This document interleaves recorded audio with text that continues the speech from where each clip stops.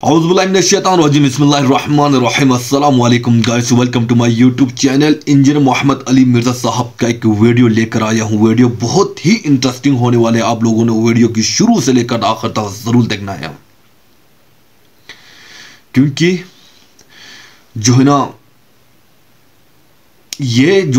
ये मौजूद सखन काफ़ी अरसे से यानी मीडिया पर ज़ेरे बहस रहा हूँ। तो कहते हैं बुशरा बीबी की जो इद्दत का केस है वो झूठा है। मौलवी साहब ने बुशरा बीबी पर झूठे इल्ज़ामात लगाए हैं। तो इसके मुताल्लिक़ जो है ना इंजीनियर मोहम्मद अली मिर्ज़ा साहब क्या कहते हैं, आइए हम मुलाज़ा फरमाएं। बाकी कानूनन जो मामलात हैं वो बिल्कुल उसी तरीके से चलने चाहिए, मैं तो उसके हक में हूं, लेकिन कोई मुखालफत को बुनियाद बना के गलत केसेस को नहीं लेके चलना चाहिए। जिस तरह भी ये पिछले दिनों में जो तमाशा लगा है, ये खान साहब का जो इद्दत वाला केस हुआ है, तोशा खाना और साइफर केस जो है उसकी सजाएं जो है वो जिस एक्सट्रीम पे दी गई वो एक अलग बात है, लेकिन वो केस तो दोनों जैनमंद थे, बिल्कुल हमें नजर आ गया था। वो केसेस तो बनते हैं और उस तरह के केसेस पुराने हुक्मरानों में भी बनते हैं। ये लादा बात है कि पनामा में 450 लोगों का नाम था और सिंगल आउट नवाज शरीफ साहब को किया गया। यहाँ पे भी सारे लोगों ने तोहफे लिए हुए हैं, अब वो एक्स आर्मी चीफ हो, चीफ जस्टिस हो या प्राइम मिनिस्टर, और जो तख्ता मश्क है वो खान साहब को बना दिया गया। तो मैंने तो वही बात करनी है जो है रियलिटी। वो केसेस में जान है, लेकिन सजाएं इस एक्सट्रीम के ऊपर लेके जाना, तो फिर सारों को उसमें खड़ा किया जाए। रहा इद्दत वाला मसला, वो तो बिल्कुल कुरान और सुन्नत के खिलाफ फैसला है।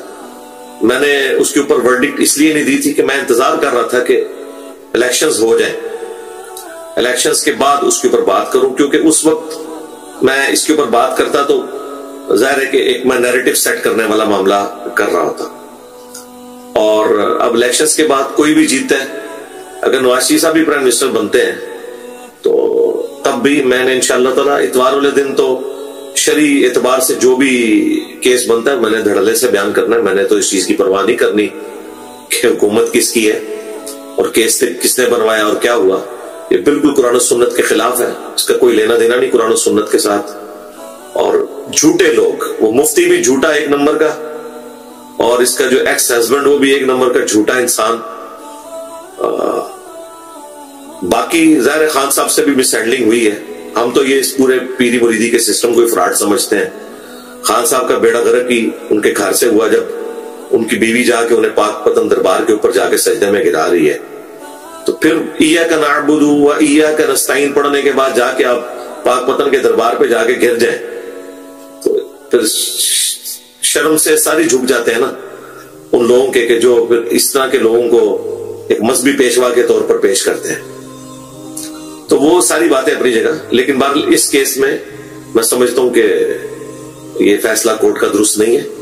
तो मैं वो सारे हकायक जमा कर रहा हूं। इंशाअल्लाह ताला उम्मीद है कि इस संडे को मैं इस केस के ऊपर, यानी केस की जो निटी ग्रिटीज है, ज़ाहिर मैंने उसको तो नहीं डिस्कस करना, मैंने शरी मसला बयान करना है इद्दत के हवाले से कि किस तरीके से इस मामले को लेके चला जाएगा और इसमें हक राय क्या है। तो मैं जानबूझ के रुक गया था ताकि यानी एक कोई ऐसा इलेक्शन के ऊपर असरअंदाज होने वाली बात ना बने इस हवाले से। और अगर अब पीटीआई के हक में नहीं आती वोट तो तब भी मैं ये नहीं करूंगा कि चूंकि अब ये तो फारिग हो गए तो मैं कोई ऐसी बात ना करूं, बिल्कुल ऐसा नहीं। और अगर उनके हक में भी आती है तब भी फर्क नहीं पड़ता, मैंने तो इन चीजों को नहीं देखना होता। अल्लाह का शुक्र है कि मैं मजहब के पॉइंट ऑफ व्यू से जो हक बात है वो करूंगा। अब मुस्तकबिल में भी अगर कोई भी प्राइम मिनिस्टर बनता है उसके खिलाफ भी मजहबी कार्ड इस्तेमाल हुआ तो इंशाअल्लाह ताला मैं उसके हक में खड़ा होऊंगा। जिस तरह इमरान खान साहब के खिलाफ जब भी मजहबी कार्ड इस्तेमाल हुआ, कभी गुस्ताखी के फतवे लगाए गए तो मैं खड़ा हुआ। और जिससे लोग ये समझ रहे हैं कि जी मैं खान साहब का सपोर्टर रहा हूं, भाई नहीं, मैं उनकी पॉलिटिक्स का सपोर्टर कभी भी नहीं हूं। जो मजहब के पॉइंट ऑफ व्यू से अच्छी चीजें थी मैंने उसे सपोर्ट किया था।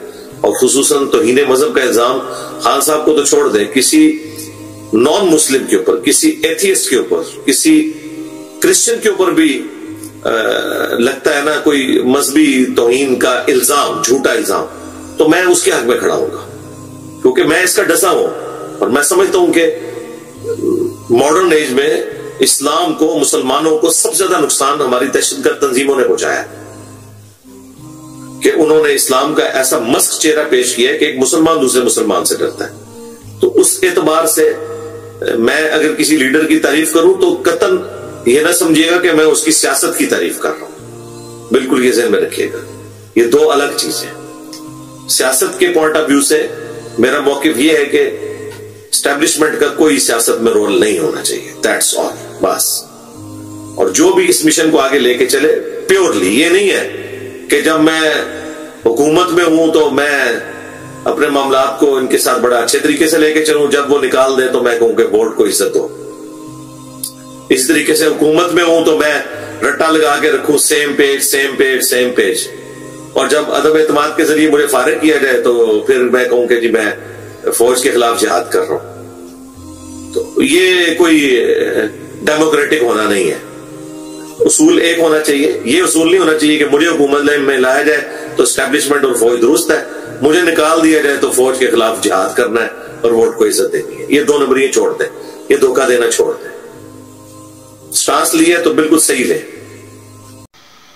तो गाइस, मुझे उम्मीद है कि आप लोगों ने वीडियो के शुरू से लेकर आखिर तक जरूर देखा होगा, क्योंकि वीडियो बहुत ही इंटरेस्ट था। तो जो है ना, इस तरह के शहरी मामलात में जो है ना, हमें किसी ऐसे मौलवी की तलाश नहीं होनी चाहिए जो यानी अपने आप को मीडिया पर हिट करने के लिए मतलब ऐसे उठपटांग बयान देते हो, बल्कि हमें ऐसे यानी स्कॉलर्स की यानी तलाश होनी चाहिए जो मुकम्मल तौर पर शरीयत पर जो है ना उबूर रखता हो, और इनकी हर बयानात जो है ना कुरान और हदीस से रिलेटेड हो, और इनकी जो बात होती है ना बड़ा लॉजिकल और इंफॉर्मेटिव हो, ख्वाह वो दुनियावी मामलात में हो या यानी दीनी मामलात में हो। तो इंशाल्लाह इसी तरह के इंफॉर्मेटिव वीडियोस के साथ आप लोगों की खिदमत में हाजिर होते रहेंगे। अल्लाह निगहबान।